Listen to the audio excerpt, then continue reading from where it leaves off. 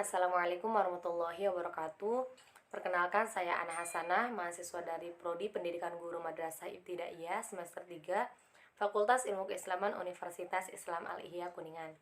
Di sini saya akan memaparkan jawaban UAS daripada mata kuliah pembelajaran IPS dengan dosen pengampu Bapak F. Saipudin MPDI. Langsung saja kepada pertanyaan yang pertama, yaitu karakter guru seperti apa yang ideal menjadi guru IPS. Nah, karakter guru IPS yang ideal menurut saya yaitu guru yang bukan hanya mengajarkan kemampuan intelektual siswa saja, tapi juga memberikan pemahaman terhadap problematika dan isu-isu sosial yang timbul dalam kehidupan sehari-hari, dan juga mendidik siswa untuk menjadi warga negara yang lebih baik, berjiwa sosial tinggi, bertanggung jawab, jujur dan sportif, dan memiliki tekad yang kuat dalam mencapai suatu tujuan, serta dapat memberikan keterampilan-keterampilan sosial yang akan berguna saat ini dan di masa yang akan datang. Langsung ke pertanyaan yang kedua, yaitu jelaskan perbedaan teori belajar behavioristik, kognitif, konstruktivistik, dan humanistik. Nah, teori behavioristik berpandangan bahwa belajar adalah perubahan tingkah laku.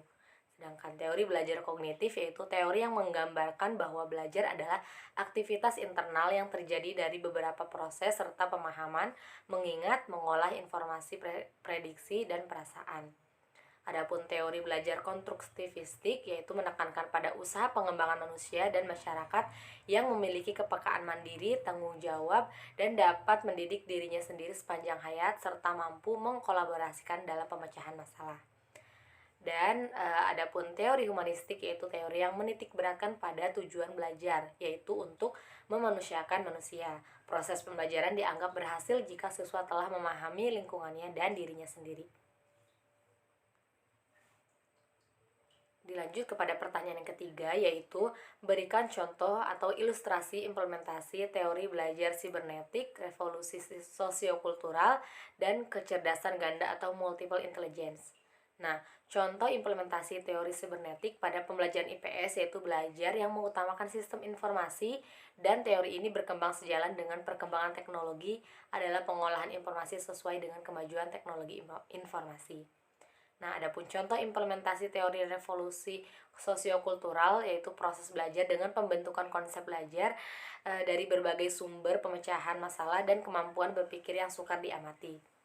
Dan yang terakhir, contoh implementasi teori belajar multiple intelligence atau kecerdasan ganda seperti mengkomunikasikan lisan dan tulis, mengarang cerita, diskusi, dan mengikuti debat suatu masalah, belajar berbahasa, membaca, dan pemahaman tinggi, pandai membuat puisi, tepat dalam tata bahasa, kaya kosakata, dan tidak mudah salah tulis atau salah eja. Dilanjut kepada pertanyaan yang keempat, yaitu strategi belajar apa yang akan Anda gunakan di kelas untuk memunculkan minat belajar siswa khususnya dalam mata pelajaran IPS. Nah, adapun strategi belajar yang akan saya gunakan di kelas untuk memunculkan minat belajar siswa khususnya di mata pelajaran pembelajaran IPS yaitu membuat kegiatan belajar mengajar yang lebih menarik, seru, dan memberikan kesan pertama pembelajaran IPS yang lebih menyenangkan. Adapun dengan materi juga disampaikan dari tingkatan yang mudah ke yang lebih sulit, dan juga selain itu guru harus dapat memahami gaya belajar setiap anak agar teknik dan strategi pembelajaran digunakan sesuai dengan kondisi masing-masing tiap anak. Dan langsung saja kepada pertanyaan yang terakhir atau yang kelima, yaitu materi IPS dikenal sebagai materi yang monoton. Apakah Anda setuju dengan persepsi itu? Berikan alasannya. Ya, saya sendiri setuju dengan pernyataan bahwa materi pelajaran IPS itu sangat monoton karena materi IPS mencakup banyak bidang ilmu seperti geografi, sosial, sejarah, dan lainnya, yang mana setiap bidang ilmu memiliki banyak sekali pengetahuan dan materi yang beragam dan cukup kompleks. Jadi, adapun untuk meminimalisir tingkat kejenuhan kita sebagai guru harus mampu memilih teknik dan strategi pembelajaran yang sesuai dengan bidang ilmu tersebut. Selain itu juga kita juga harus lebih kreatif dalam menyampaikan materi agar siswa memiliki ketertarikan dan antusias belajar yang lebih tinggi. Mungkin itu saja yang dapat saya sampaikan, kurang dan lebihnya mohon dimaafkan. Terima kasih. Wabillahi taufiq wal hidayah. Wassalamualaikum warahmatullahi wabarakatuh.